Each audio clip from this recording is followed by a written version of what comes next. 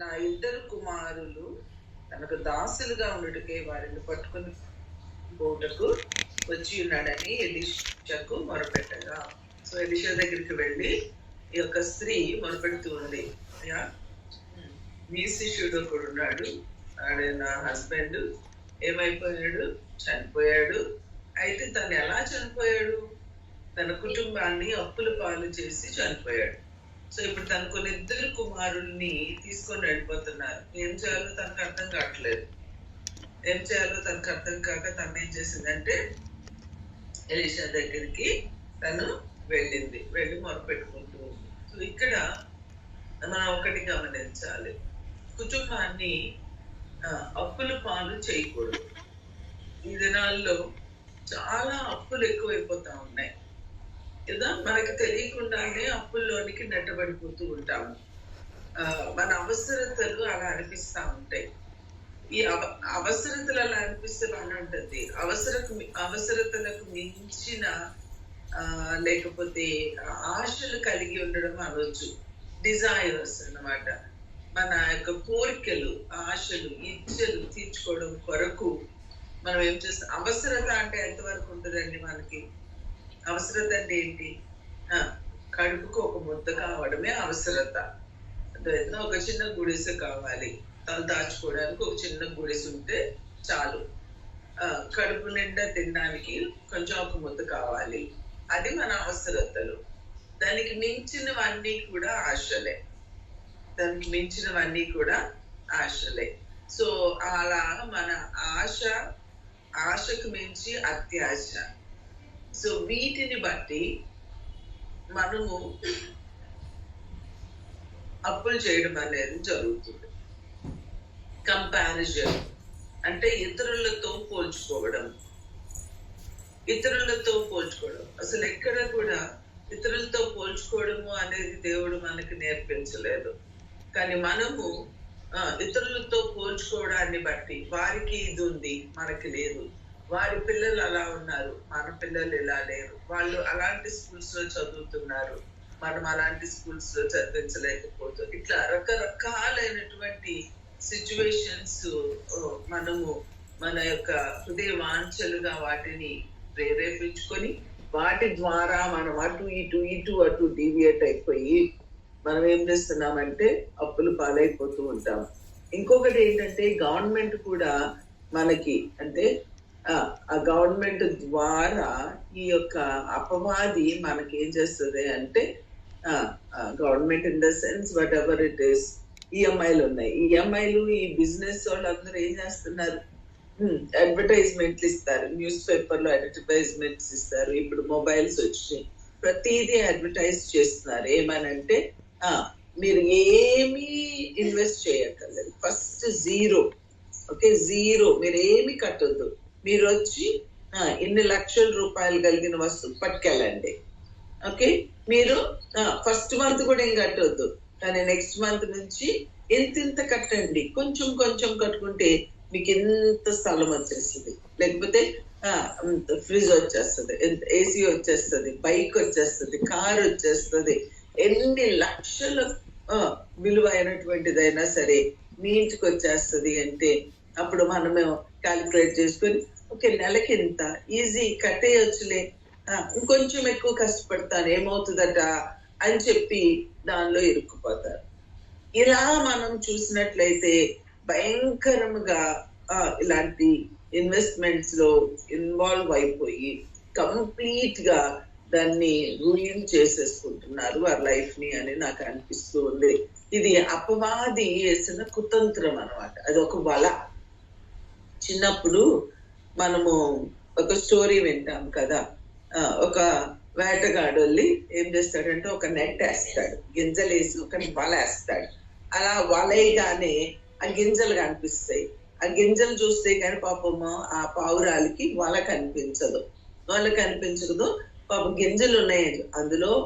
ఆ రాజు చెప్తాడు ఏమని, ఆ పావురాలకున్న కింగ్ చెప్తాడు, అరే అన్ని గింజలు ఒకే చోట ఉన్నాయంటే అరణ్యంలో, అంతకుముందు ఎప్పుడూ లేవు కదా, మరి ఎప్పుడూ లేకుండా ఇప్పుడు ఉన్నాయంటే దెర్ ఈజ్ సంథింగ్ రాంగ్, కాబట్టి అక్కడికి వెళ్ళకుండా ఉంటే మంచిది అని చెప్పి వాళ్ళు డిస్కషన్ జరిగి ఒకరికొకరు అలా ఏం కాదు, ఇక్కడికి ఎవరో చేస్తారు అని రకరకాల డిస్కషన్స్ తర్వాత what they took the decision, అందరూ కలిసి ఏం పర్లేదు నడవండి పోదాము అని చెప్పేసి అందరూ కలిసి వాళ్ళిపోతే ఏం జరిగింది?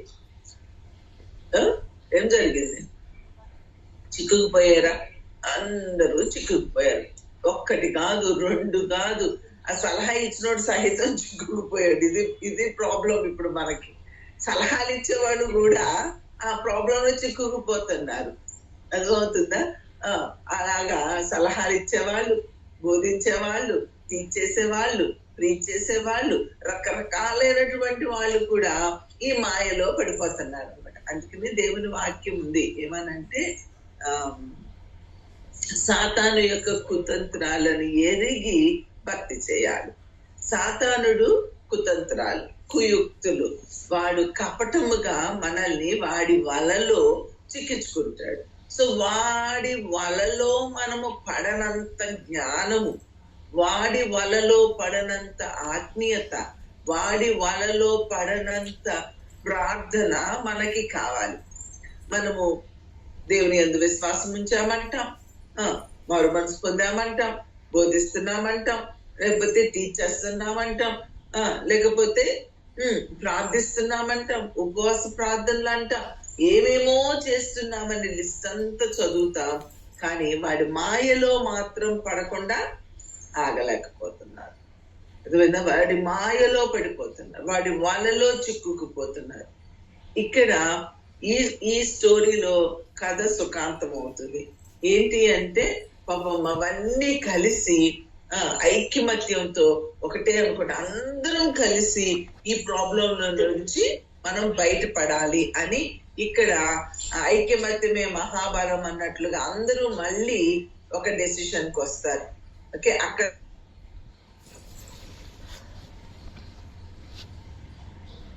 నాకు ఇట్లాంటి సమస్య వచ్చిందయ్యా, ఏం చేయమంటారయ్యా అని అడిగేవాళ్ళు. ఇప్పుడు ఏమవుతుంది? వాళ్ళు కూడా ఇరుక్కుపోతుంటే, ఇందాక చెప్పుకున్నాం కదా, అందరూ కలిసి ఇరుక్కుపోతే ఎవరికి సహాయం చేయగలుగుతారు? ఇలాంటి స్టేజ్ లో అపవాది మనల్ని పడేస్తుంది. జ్ఞానం కలిగి ఉన్నాము, ఓకే, కడుపుకు ఒక ముద్దు ఉంటే చాలు, మనం బ్రతకడానికి కనీసం రోజు మొత్తంలో 3 మీల్స్ తీసుకునే వాళ్ళు కనీసము 1 మీల్ ఉంటే చాలు, 1 మీల్ ఉంటే చాలు.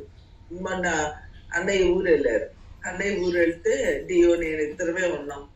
ఇద్దరమే ఉంటే ఏమనుకుంటాంలే, ఆ ఉండే బాబు ఆ పాపలు ఎవరో లేరు మాకు, సహాయం చేసేవాళ్ళు అందరూ అటు ఇటు పోయారు.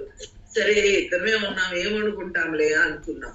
అనుకొని ఏదైనా ఆర్డర్ పెట్టుకుందాం అని ఇద్దరు డిస్కస్ చేసుకుని మమ్మీ నీకు నేనే అన్నా, ఏమైనా ఆర్డర్ పెట్టేలే డియో అన్నా. అంటే ఏం తింటావు మమ్మీ అంది. అంటే వెజిటబుల్స్, ఆ లీవ్స్ అన్ని వేస్తారు కదా నాన్న, అవన్నీ వేసి బ్రెడ్ మధ్యలో అది ఆర్డర్ చెయ్యి అన్న. దాని పేరు ఇప్పటికీ గుర్తురాట్లేదు నాకు. బర్గరే కానీ అది ఎక్కడి నుండి ఆర్డర్ పెడతారు. సరే ఎనివే అది ఆర్డర్ పెట్టుడియో, అన్ని మంచి సాలెడ్ లాగా ఉంటది కదా అన్న. అంటే సరే మమ్మీ అంది అని చేసి మమ్మీ 800 అయ్యింది మమ్మీ అంది. ఏంట్రా 2 బర్గర్లు ఆర్డర్ చేస్తే 800 అయ్యిందా? దాంతో పాటు ఇంకేదో ఆర్డర్ పెడితే మొత్తం 1000 అవుద్ది మమ్మీ అంది. 1000 అవుద్దంటే నాన్న 1000 పెడితే వాళ్ళంతా చికెన్ వస్తుంది, దానిలో కలగపోవడం ఏదన్నా వేసుకుంటే పిల్లలందరికీ వచ్చేస్తుంది. 1000 రూపాయలు ఇద్దరి కోసం ఎందుకులే నాన్న, అన్నం వండుకుందామని ఇద్దరు వెళ్ళి అన్నం కూర వండుకుని తిన్నాము. అవునా? సో అప్పుడు నాకు అనిపించింది, నేను కొంతమందిని చూస్తా ఉంటాను, రోజు ఇలాంటి ఆర్డర్ వస్తానే ఉంటాయి. ఎవ్రీ డే అండి, మార్నింగ్ ఈవినింగ్ అంటే రోజుకి 2000 అయిపోతున్నాయి. నేను లెక్కేసా, ఈ బాబు ఇట్లా ఆర్డర్ పెడతాడు కదా, ఎన్ని ఆర్డర్స్ రోజుకి, సంవత్సరం పాటు ఇన్ని ఆర్డర్స్, ఎన్ని డబ్బులు సేవ్ చేసి ఉండొచ్చు ఆ బాబు అని వెంటనే నేను నా మైండ్ లో క్యాలిక్యులేట్ చేసేసా. అరే ఎంత ఖరీదు కలిగినటువంటి ఫుడ్ పోనీ అంత ఖరీదు కలిగిన ఆరోగ్యాన్ని ఇస్తుందా అంటే ఉన్న ఆరోగ్యాన్ని తీసేస్తుంది. ఎప్పుడన్నా ఒక్కసారి తినటం వేరు, రోజు అలా బయట ఆర్డర్ చేసుకొని తినడం వేరు. చూడండి ఎంత భయంకరమైన సిచ్యువేషన్స్ లోనికి మన డబ్బు సొమ్ము పోయే శని పట్టే అంటారు చూసారా, అలా అయిపోతుంది అనమాట ప్రజెంట్ సిచ్యువేషన్. దయచేసి ఆలోచించండి. మన జ్ఞానం అంతటినీ అపవాది దోచేసుకుంటున్నాడు, మన ధనం అంతటినీ అపవాది దోచేసుకుంటున్నాడు.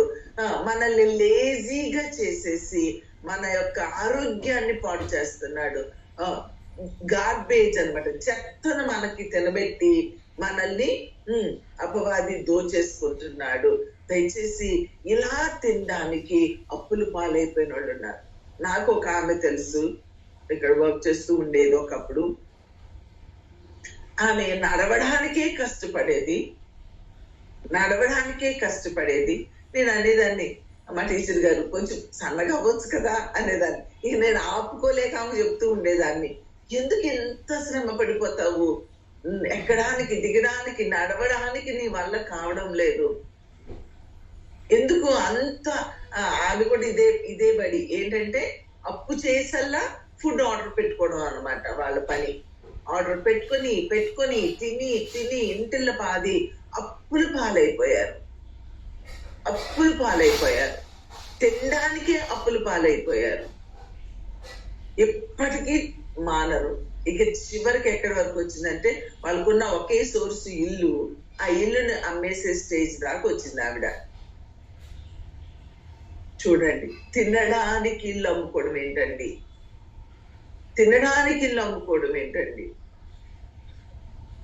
అటు అనారోగ్యం అయిపోతున్నారు, హాస్పిటల్ ఖర్చులు అయిపోతున్నాయి, ఇక్కడ వాకింగ్ లేదు, ఎక్సర్సైజ్ లేదు, తక్కువ తినడం లేదు, ఇంట్లో హెల్దీ ఫుడ్ వండుకొని తినడం లేదు. ఎంత భయంకరంగా అప్పులు పాలైపోయారు. దయచేసి నేను మీకు మనవి చేస్తుంది ఏంటి అంటే, అపవాది యొక్క చేతిలో చిక్కుకుపోవద్దు.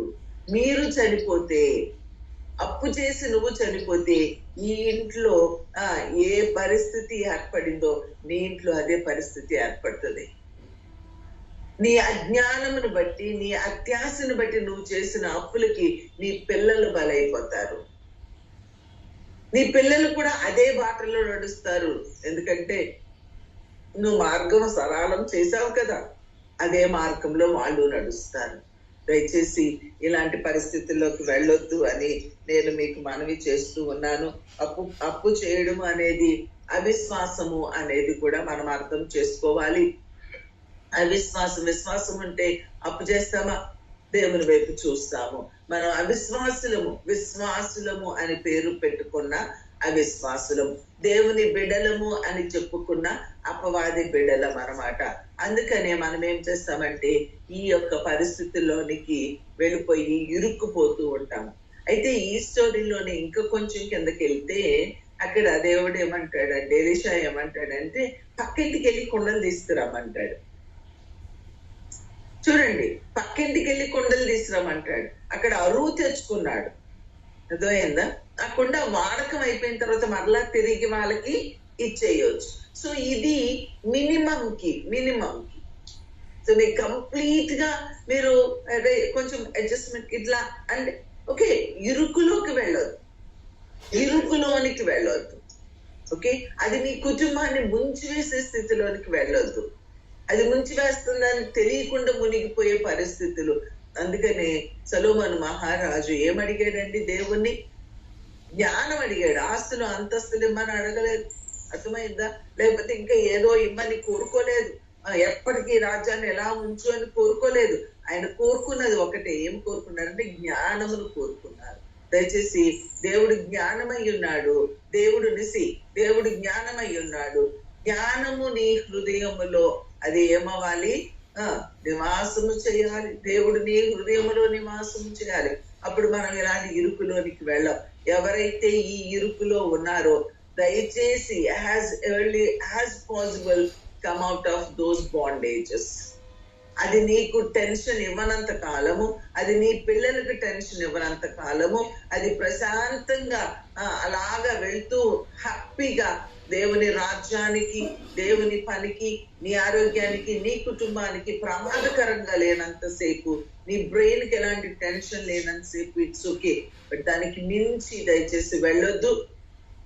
దానిలో నుంచి త్వరగా బయటకు రావడానికి ప్రయత్నం చేయండి. మీరు ఏం చేయాలి? మోకరించి ప్రార్థన చేయండి, ప్రభువుని అడగండి. మీకు ఏ అవసరతున్నా ప్రభు దగ్గర పెట్టండి, ప్రార్థించండి. దేవుడు మన అవసరతలు తీరుస్తాడు. మన లగ్జరియస్ లైఫ్ ని ఫుల్ఫిల్ చేస్తాడని ఆయన చెప్పలేదు, కానీ మన అవసరతలు తీరుస్తాడు. అవసరతల వరకు మనము ముందుకు వెళ్ళడము అనేది అది చాలా మంచిది అని నేను ఈ వాక్యం ద్వారా నేర్చుకున్నాను.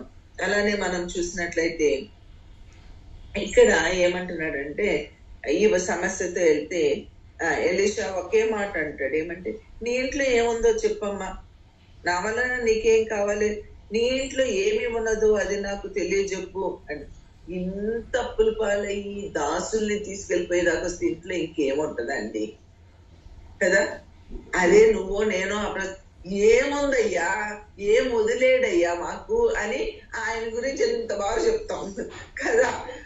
ఇక్కడ అలుసు దొరికితే చాలు చెప్పడానికి, మమ్మల్ని ఎలా ముంచేశాడు, అలా ముంచేశాడు, అట్లు చేశాడు, ఇట్లు చేశాడు, ఏం చెప్పమయ్యా, నువ్వు మళ్ళీ నీ శిష్యుడే కదా, నువ్వేం నేర్పించావయ్యా అని రివర్స్ పడిపోతాం. కానీ పాపం ఇక్కడ ఆమె ఏమందో తెలుసా, వెతికింది, ఏముంది నా ఇంట్లో, ఏముంది నా ఇంట్లో, నీ చెవు కమ్ములో లేదా గొలుసో ఏమీ లేవు ఆమె దగ్గర. ఇంటి మొత్తం చూస్తే ఆమె దగ్గర ఉన్నది ఒక్క కొండ. ఆమెకి ఎలా తట్టిందో చూడండి. ఆమె చెప్తూ ఉంది, నూనె కుండ ఒకటి ఉందయ్యా, నీ దాసురాలనైనా నా ఇంటిలో నూనె కుండ ఒకటి, అది తప్ప మరేమీయూ లేదు, మరేమీ లేదు, నూనె కుండ ఒక్కటి ఉందయ్యా అని చెప్తుంది. దేవుడు ఎంత గొప్పోడు చూడండి, దేవుడు ఎంత గొప్పోడు.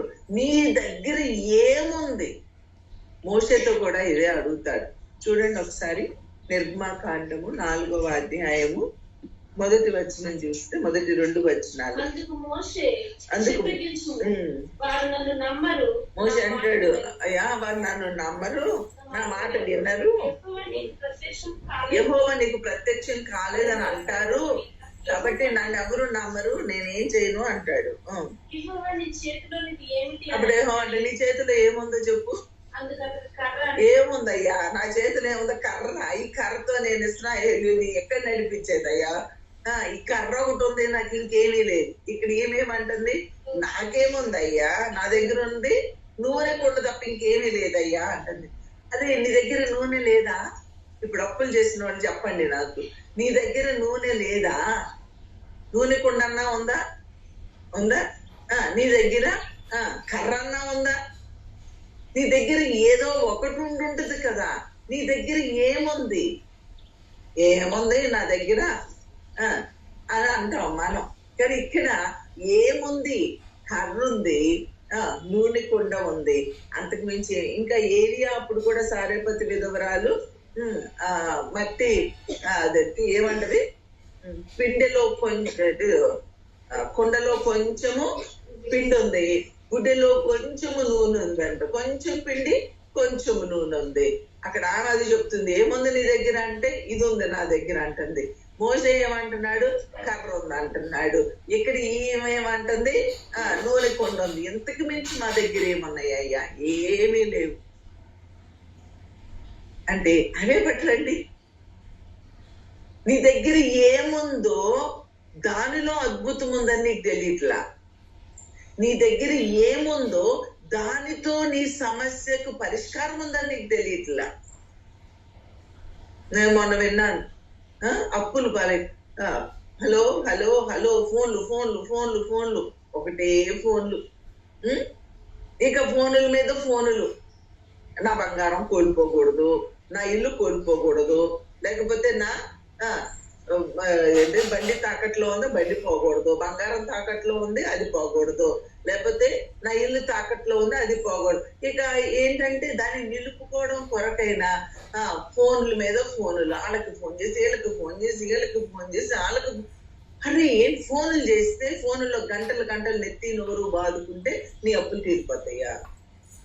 నీ వడ్డీలు ఇంకా పెరుగుతున్నాయి. అవునా కదా? కదా? ఇది మన పరిస్థితి. ఏది నీ విశ్వాసం? ఏది నీ విశ్వాసం? ఏది? ఇక్కడ అంటున్నాడు, నీకు ఏది ఉందో అది పట్టుకురా చూద్దాం.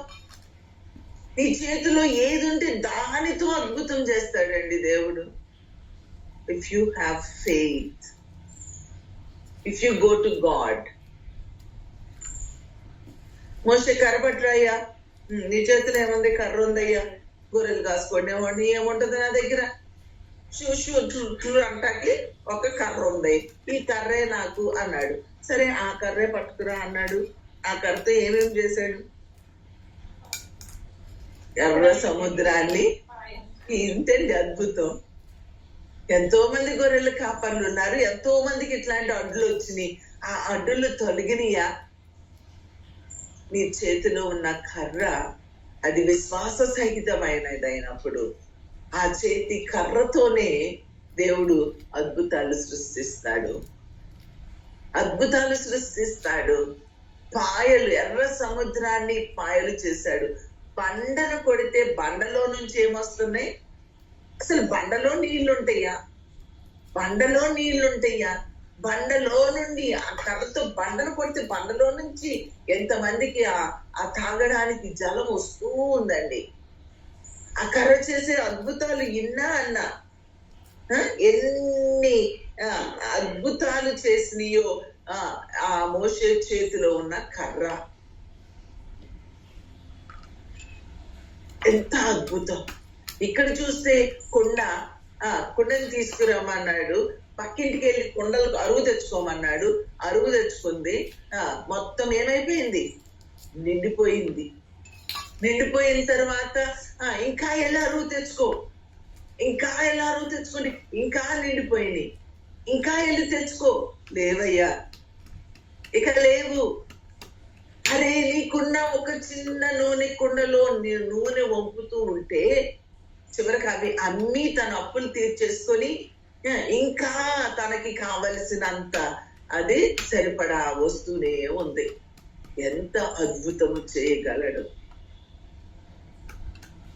అంత యాక్టివ్ ఫెయిత్ మనలో లేదు, ప్యాసివ్ ఫెయిత్. బైబిల్లో జరగలేదా? జరిగింది. ఏలియా దినాల్లో జరగలేదా? జరిగింది. ఎలీషా దినాల్లో జరగలేదా? జరిగింది. భూషణ్ తాతగారి దినాల్లో జరగలేదా? జరిగింది. మొన్న ఒక బుక్ లో ఆత్మలో ఎదుగుట తగ్గుట అనే బుక్ లో అనుకుంటా భూషణ్ తాతగారి గురించి జోగారు రాసిన బుక్ లో రాశారు. ఒక పేరు మెన్షన్ చేయలేదు కానీ ఒక సేవకుడు లేకపోతే ఒక విశ్వాసం అని ఏదో రాశారు. ఆయన ఖాళీ పెన్ తీసుకొని ఆ ఖాళీ పెన్ను, ప్రభా నా కుమారుడు ఎగ్జామ్ రాయడానికి వెళ్తున్నాడు, ఈ ఖాళీ పెన్ను ఓపెన్ చేసి, అప్పుడు ఇంకి పెన్నులు కదా, ఇలా స్క్రూ ఓపెన్ చేసి మోకరించి ప్రార్థించి, ప్రభా నా కుమారుడు ఎగ్జామ్స్ రాయడానికి ఈ పెన్ను ఉపయోగపడేలాగా చెయ్యి అని చెప్పి ప్రార్థించి అది పెట్టేసి ఎగ్జామ్ రాయని చెప్పి నాన్నగారికి ఇస్తే, నాన్నగారు ఎగ్జామ్స్ రాసిన అన్ని రోజులు ఆ పెన్నులో ఇంకు అయిపోలేదు. లిటరల్ గా ఖాళీ పెన్ను. ఆ ఇంకు నింపుకోవడానికి పైసా వద్దో ఏమో నాకు తెలియదు. ఆ పైసా వాళ్ళ దగ్గరికి లేకపోయినందువల్ల కొడుకు ఎగ్జామ్ రాయాలి, ఏం చేయాలో తెలియక మోకరించి నా ఏసై నేనుంటే పక్కింటికి వెళ్ళి 5 పైసలు అడుక్కొని నేను ఏంటది ఆ పెన్నుని ఇంకు నింపి ఇవ్వడం ఏంటి? చిచ్చి నేను ఇతరులకు బోధించే వ్యక్తినై ఉన్నాను, దేవుని సేవకునై ఉన్నాను, దేవుని కొరకు అనేకులకి విశ్వాసాన్ని నేర్పవలసిన వ్యక్తినై ఉండగా నేను పక్కింటికి వెళ్ళి ఇంకు కోసం అరువు తెచ్చుకోవడం ఏంటి? కొట్టు దగ్గరికి వెళ్ళి అరువు పెట్టుకోవడం ఏంటి? No, I can't do it అనుకుని ఆయన పెన్ను ఓపెన్ చేసి మోకరించి ప్రార్థించి ఇదిగోరా ఎగ్జామ్ రాసిరా అని పంపించారు. ఎగ్జామ్ రాసిరా అంటే ఎగ్జామ్ ఏమైంది? సక్సెస్ అయిందండి. ఎగ్జామ్ రాశారు. అద్భుతము. అది ఆ బుక్ లో ఆత్మలో ఎదుగుట తగ్గుట అనే బుక్ అనుకుంటా, ఆ బుక్ లో కూడా అది వ్రాయబడింది. ఎలాంటి పునాదులు కలిగినటువంటి మన యొక్క విశ్వాసపు పునాదులు కలిగినటువంటి సహవాసములో ఉండి మనము నాకే ఆ మాటలు చదివినప్పుడు సిగ్గేసింది.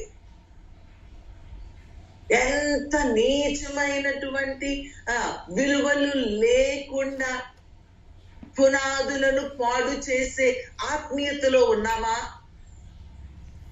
ఎస్, ఉన్నాము. ఎంత అవమానము, ఎంత సిగ్గుకరము. Where is our faith? ఆ రక్తాన్ని పంచుకొని పుట్టిన నాకే సిగ్గేస్తుంది. ఆత్మీయ రక్తాన్ని పంచుకొని పుట్టిన మీకు సిగ్గుగా అనిపిస్తుందా? మన ఫెయిత్ ఎక్కడండి? మన విశ్వాసం ఎక్కడ? మన విశ్వాసపు పునాదులు ఎంత షేక్ అయిపోయినాయో తెలుస్తుందా? ఎంత అవిశ్వాసంలో బ్రతుకుతున్నామో తెలుస్తుందా? దయచేసి ఆలోచించండి. ఇక్కడ విశ్వాసపు క్రియలను మనం చూస్తూ ఉన్నాము. ఇలాంటి విశ్వాసమును మన జీవితంలో అనుభవించాలి. మరి పిల్లలు సేవకు వచ్చిన కొత్తలో వాళ్ళ పిల్లలు 4 పిల్లలు స్కూల్లో పెట్టడానికి అప్పటికి 3 పిల్లలు అనుకుంటా, 2 పిల్లలు మా ఆంటీలు ఇద్దరిని కాలేజీ స్కూల్లో పెట్టడానికి సీట్స్ లేవన్నారు. మరి ప్రార్థించారు. స్కూల్కి వెళ్ళకపోయినా పర్లేదండి, ఫీజు కట్టలేకపోయినావా, స్కూల్కి వెళ్ళకపోయినా పర్లే, ఇట్స్ ఓకే. ఏమవుతుంది? ఇంట్లో ఉంటారు, బైబిల్ చదువుకుంటారు, ప్రార్థన చేస్తారు. విశ్వాసాన్ని నేర్పండి పిల్లలకి.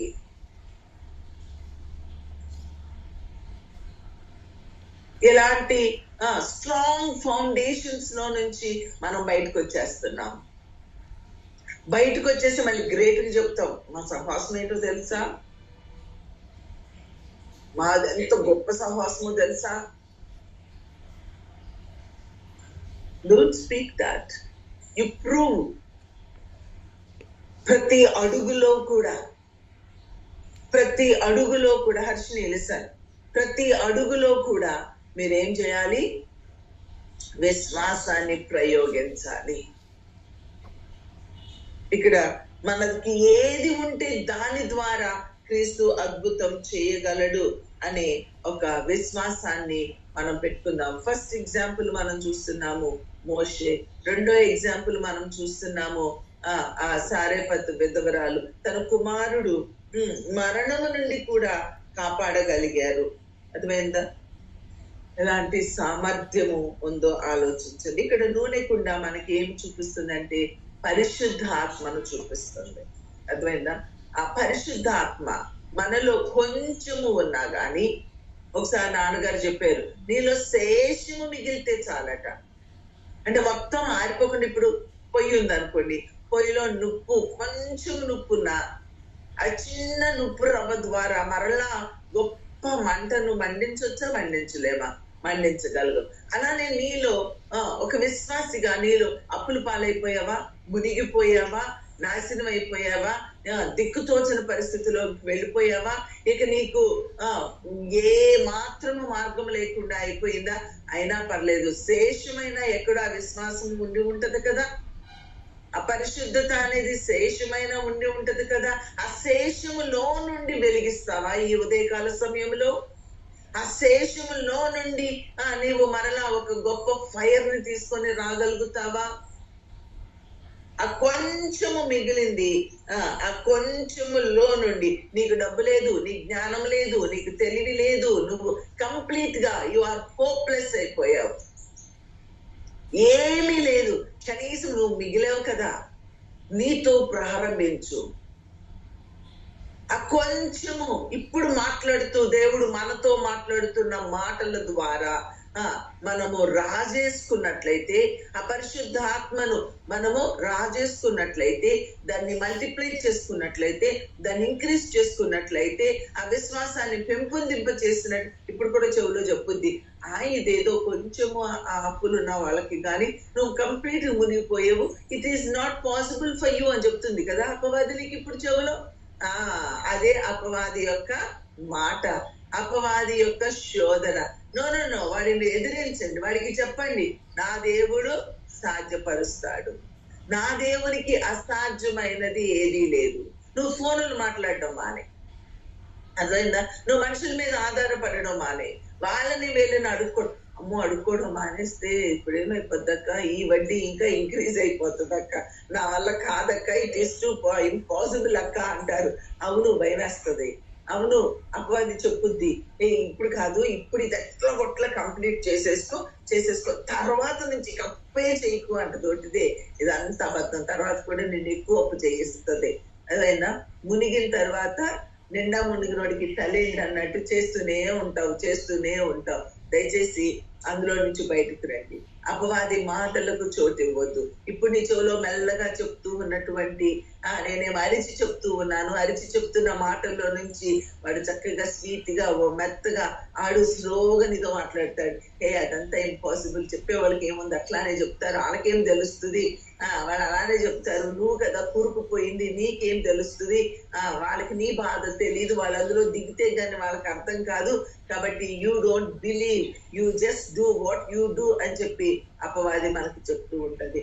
కానీ ఇక్కడ ఈ నూనె కుండె ఆమెకు ఒక పరిష్కారంగా కనిపించలేదు, కానీ దేవుడు ఆ నూనె కుండెనే తీసుకొని ఎలీషా ద్వారా ఏం చేస్తాడంటే ఒక అద్భుతాన్ని చేస్తాడు. ఇక్కడ ఏం చేస్తాడో చూడండి, ఒక చక్కని మాట్లాడతాడు.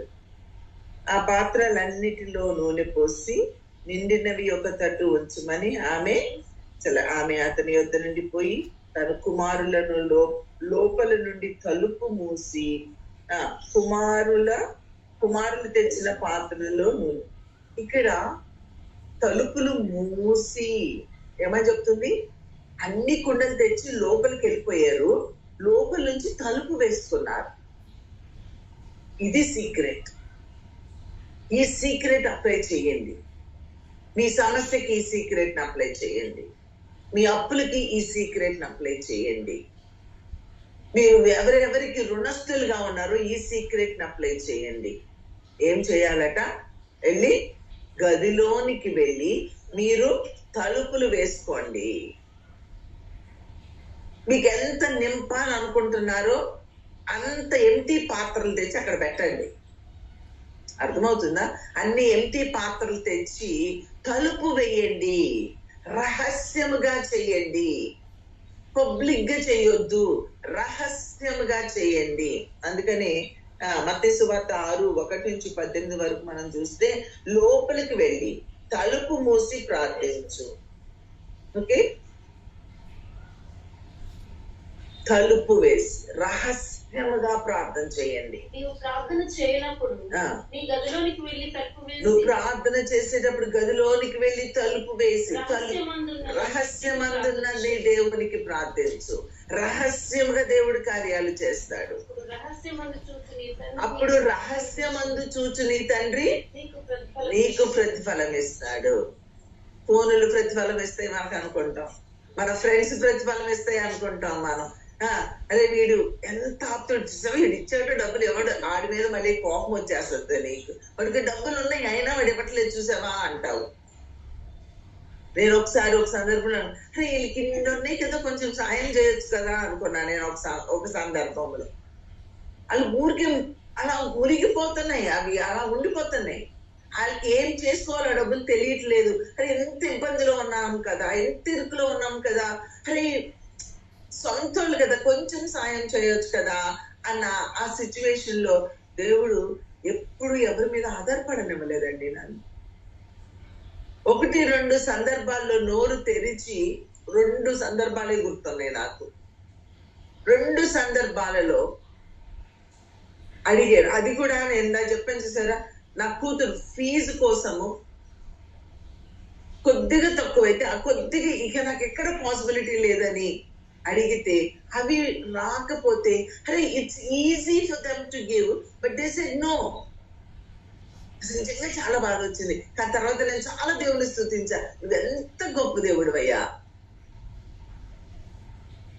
ఎంతో నీ మీద ఆధారపడ్డాను. కానీ చివరిలో ఇక నేను అనవసరంగా 2 సార్లు జీవితం మొత్తంలో 2 సార్లు ఇలాగ ఇతరుల మీద ఆధారపడే పరిస్థితి వచ్చినప్పుడు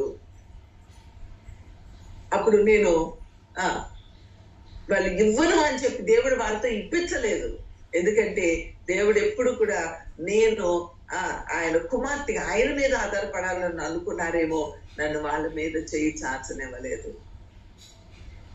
దేవుని తర్వాత నేను చాలా స్తుతించాను, ఎంత గొప్ప దేవుడు డాడీ నువ్వు, నేను నీ మీద ఆధారపడాలనుకున్నావు, కొంచెం అపవాది నన్ను డీవియేట్ చేసేస్తుంటే తప్పమని వెనక్కి లాక్కొచ్చేసుకున్నావు, నీకు వందనాలు అని చెప్పి ఎన్నోసార్లు చెప్పుకున్నాను.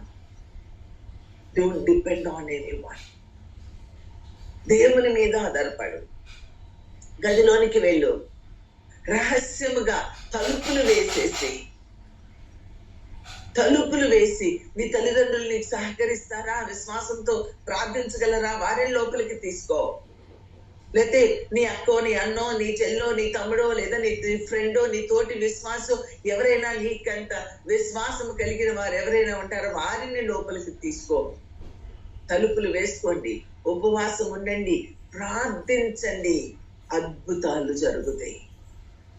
ప్రార్థించడం మానేసాం, దేవుని వైపు చూడడం మానేసాం, మన జీవితాల్లో దేవుని కార్యాలు చూడడం మానేసాం. దేవుని కార్యాలు వేచి ఉండండి, నిలిచి చూడండి. గొడ్డలు పెట్టి చెట్లు నరుకుతుంటే గొడ్డలు ఏమైపోయింది, నేలల్లో పడిపోయింది. అయ్యా గొడ్డలు పడిపోయింది అన్నారు. అది కూడా మళ్ళీ అరువు తెచ్చుకున్నాం, గొడ్డలు పడిపోయింది అయ్యా అంటే చెట్టు మండ తీసి అక్కడ పడేస్తే ఈ గొడ్డలు పైకి తేలుతుంది. అసలు ఎన్నప్పది గొడ్డలు పైకి రావడం ఏంటండి, చెట్టు మండ వేస్తే చెట్టు మండ తేలుతుంది, అక్కడి నుంచి పైకి రావడం ఏంటి? అరే అసలు ఎలాంటి అద్భుతాలు, సైన్స్ కి అందని అద్భుతాలు దేవుడు ఆయన జరిగించారు. మన విశ్వాసమే సన్నగిల్లిపోయింది. దేవుని మీద మనం ఆధారపడకుండా మన యొక్క సొంత నిర్ణయాలు మనం తీసుకోవడం ద్వారా ఎక్కడ వరకు మునిగిపోయి చివరికి దేవుణ్ణి కూడా దూషించే స్టేజ్ లోనికి వెళ్ళిపోతూ ఉన్నాం. అదే అవిశ్వాసం. దయచేసి లోకంలోని మనుషుల వలె దీన్ని వేస్ట్ను పోగేసుకోవడానికి అప్పులు చేయొద్దు. దేవుడు అనుగ్రహిస్తే అది జరగనిద్దాం. దేవుడు అనుగ్రహించకపోతే నాకు దేవుడు ఎంతవరకే ఇచ్చాడేమో, దట్స్ ఓకే, దట్స్ ఎనఫ్ అనుకుందాం. అంతకు మించి ఇంకా ఎక్కువగా మనకు అక్కర్లేదు. ఇక్కడ మనం చూసినట్లయితే రహస్యంగా వెళ్ళి ప్రార్థన చేయడం స్టార్ట్ చేశాడు.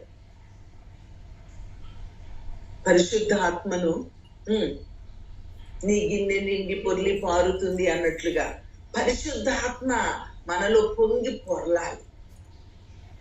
పరిశుద్ధాత్మకు చోటివ్వాలి, విశ్వాసానికి చోటివ్వాలి.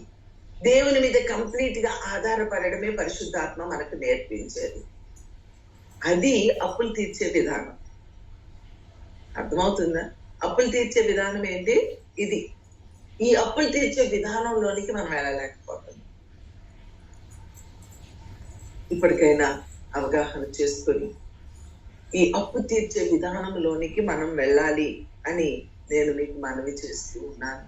ప్రార్థించండి, మొరపెట్టండి, కన్నీరు కార్చండి, రహస్యంగా వెళ్ళిపోండి. నీకు చేతనైనన్ని దినాలు రహస్యముగా నువ్వు మోకరించి ప్రార్థించు. రహస్యమందు దేవుడు నీకు ప్రతిఫలం ఇస్తాడు. రహస్యమందు దేవుడు నీకు ప్రతిఫలం ఇస్తాడు. కాబట్టి ప్రార్థన చేద్దాం. అంతేకాదు మనం అందరము ఒకళ్ళ అప్పులు లేవు, నేను ఫ్రీగా ఉన్నాను అనుకుంటున్నానేమో, బట్ స్టిల్ నువ్వు రుణస్తుడివే. అదే పౌలు చెప్తూ ఉంటాడు రోమా 1:14 గ్రీసు దేశస్థులు కాని వారికి, జ్ఞానులకు, మూడులకు నేను రుణస్థుడను అంటాడు. అది పౌలు రుణస్థుడేంటండి? వీళ్ళందరికీ రుణస్థుడేంటండి? కాబట్టి మనము సంఘం అంతటికి రుణస్థులము. అర్థమవుతుందా? మనం సంఘం అంతటికి ప్రతి విశ్వాసి రుణపడి ఉన్నారు. ప్రతి విశ్వాసి రుణపడి ఉన్నారు. అందరము రుణస్థులమే. ప్రతి వ్యక్తికి మనం రుణపడి ఉన్నాం. మన కోసం ప్రార్థన చేసే వారందరికీ మనం రుణపడి ఉన్నాము. మనకు బోధించే వారికి మనం రుణపడి ఉన్నాము. మన కోసం ప్రార్థించే విశ్వాసులకు సేవకులమైన మనము రుణపడి ఉన్నాము. చిన్న పసిబిడ్డలు సహితము మాటలు వచ్చి రాని వారితో కూడా మన కోసం ప్రార్థన చేయిస్తారు. మనం ఎంత రుణపడి ఉన్నా, పసి పిల్లలకి కూడా మనము రుణపడి ఉన్నాము. కాబట్టి మనం లోకానికి రుణపడి ఉన్నాము, సంఘానికి రుణపడి. ఇప్పుడు చెప్పి నేను మరి లోకానికి ఎందుకు రుణపడి ఉన్నాము? మరి లోకాన్ని రక్షించాల్సిన బాధ్యత మనది కదా. లోకాన్ని రక్షించాల్సిన బాధ్యత మనది కదా. మరి వాడిని రక్షించడము అది మనం రుణపడి ఉన్నాము. అర్థమైందా? మరి ఈ అప్పు తీర్చాలి అంటే నీలోకి ఏమి రావాలి? ఏమి రావాలి? డబ్బులు అప్పు సంగతి పక్కన పెట్టండి. ఈ అప్పు సంగతి ఏంటి? మనం ఎంత ప్రార్థించాలి? రహస్యముగా తలుపు వేసుకొని రక్షించబడని వారి కొరకు ప్రార్థించకపోతే నువ్వు రుణపడి ఉంటావు. సంఘములో బలహీనుల కొరకు నువ్వు ప్రార్థించకపోతే నువ్వు రుణపడి ఉంటావు. దేవుని సేవకుల కొరకు నువ్వు ప్రార్థించకపోతే నువ్వు రుణపడి ఉంటావు. ఈ అప్పంతా మనం ఎలా తీర్చగలము? ఈ రుణాన్ని మనం ఎలా తీర్చుకోగలుగుము? నీ యొక్క శత్రువుకి నువ్వు రుణపడి ఉన్నావు. నువ్వు ఎలా తీర్చుకుంటావు నీ శత్రువు యొక్క రుణాన్ని? అందుకని దేవుని వాక్యం ఉంటది, ప్రేమ తప్ప ఇంకెక్కడ అచ్చి ఉండదు. ప్రేమని ఇవ్వు. శత్రువుని కూడా నువ్వు ప్రేమించాలి, లేకపోతే నువ్వు రుణపడిపోయి ఉంటావు. రుణస్థులు ఎవరు పరలోక రాజ్యంలో ప్రవేశించరండి. రుణాలు ఉన్నవారు పరలోక రాజ్యంలో ప్రవేశించరు. మీకు తెలుసా అది? రుణాలు ఉన్నవారు పరలోక రాజ్యంలో ప్రవేశించరు. కాబట్టి ప్రతి ఒక్కరిని ప్రేమించుటలో నువ్వు వెనకపడినట్లయితే నువ్వు రుణపడి ఉంటావు. ప్రేమించడం నేర్చుకో. ప్రేమను ఇవ్వాలి. నువ్వు ప్రేమను ఇవ్వకపోతే వాళ్ళకు రుణపడి ఉన్నావు నువ్వు. కాబట్టి మీకు అర్థమైంది అనుకుంటున్నాను. సమయం అయిపోతూ ఉంది. నేను ఇక్కడితో ముగించాలి అని నేను అనుకుంటూ ఉన్నాను. కాబట్టి దయచేసి మీరు ఆలోచన చేయండి. అసాధ్యమైనవి సుసాధ్యం చేయడానికి పరిశుద్ధాత్మ అభిషేకము మాత్రమే మనం పొందాలి. కాబట్టి మీరందరూ కూడా మంచి ప్రార్థన చేయండి. విశ్వాస సహితముగా అడుగులు ముందుకు వేయండి. అపోస్తుల కార్యాలు 1:8 మనం చూస్తాం. 2 తిమోతి 1:6 అలానే 1 కొరింథీ 14:1 ఇవన్నీ మనము ఎక్కడెక్కడ అచ్చి ఉన్నామో, ఎలాగా మనము కృపా వరాలను సంపాదించుకొని ఆ వరాల చేత ఇతరుల యొక్క రుణాలను తీర్చాలి అనేది ఆ రెఫరెన్సెస్ లో మనకి కనిపిస్తుంది. కాబట్టి కృపావరాలతో నింపబడి, ఆత్మ చేత నింపబడి, ఆ పరిశుద్ధాత్మాభిషేకాన్ని మనం పొందుకొని, క్రీస్తు ప్రేమను మనం సంపాదించుకొని ఆ ప్రేమను ఇతరులకు పంచి పెట్టకుండా ఉంటే మనము రుణస్థులం అయిపోతాము. కాబట్టి దేవుని రాజ్యాన్ని కట్టడానికి దేవుని నుండి రహస్యంగా గదిలోనికి వెళ్ళి దేవుని దగ్గర నుండి ఆత్మాభిషేకాన్ని పొందుకొని ఈ యొక్క కృపావరాలను సంపాదించుకొని ఇవన్నిటి చేత ఇతరులను నింపాలి. అందరి కుండలు తీసుకొచ్చి అందరి కుండలు నింపాలి. అందరి గృహాలు పరిశుద్ధాత్మతో నింపబడాలి. అందరి హృదయాలు దేవుని ఆత్మ చేత నింపబడాలి. కాబట్టి నువ్వు రహస్యంగా వెళ్తావా? నువ్వు రహస్య స్థలాలలోనికి వెళ్తావా? నీ ఫోన్లు రహస్యంగా వాడడం కాదు, పాస్వర్డ్లు పెట్టుకొని వాడడం కాదు, రహస్య రిలేషన్షిప్స్ లో ఉండడం కాదు. నువ్వు రహస్యంగా దేవునితో రహస్యంలోనికి వెళ్ళు. దేవునితో పబ్లిక్ గా ప్రార్థన చేయటం ఇష్టం, జూమ్ లో ప్రార్థన చేయటం ఇష్టం, అలానే జూమ్ లో ప్రార్థన చేయటం మానేయొద్దండి. దయచేసి మీరు అర్థం చేసుకొని, జూమ్ లో ప్రార్థన చేయొద్దని నేను అనట్లేదు, కానీ పబ్లిక్ గా ప్రార్థన చేయడానికి ఇష్టపడే నీవు రహస్యంగా ప్రార్థన చేస్తున్నావా? గదిలోకి వెళ్ళి తలుపు వేసుకుంటున్నావా? అసలు నువ్వు లోపల ఏం చేస్తున్నావు ఎవరికి తెలియకుండా ప్రభుత్వ సీక్రెట్ రిలేషన్షిప్ మెయింటైన్ చేస్తున్నావా? అప్పుడు నీ రుణాలన్నీ తీరిపోతాయి అని అర్థం చేసుకొని ప్రార్థనలోనికి వెళ్ళండి. దేవుని పాదాలు పట్టుకోనండి. దేవుని ఆత్మాభిషేకాన్ని పొందండి. నీవు ఆశీర్వాదంగా ఉంటావు, అనేకులకు ఆశీర్వాదకరంగా నువ్వు ఉంటావు. ప్రార్థన చేసుకుందాం.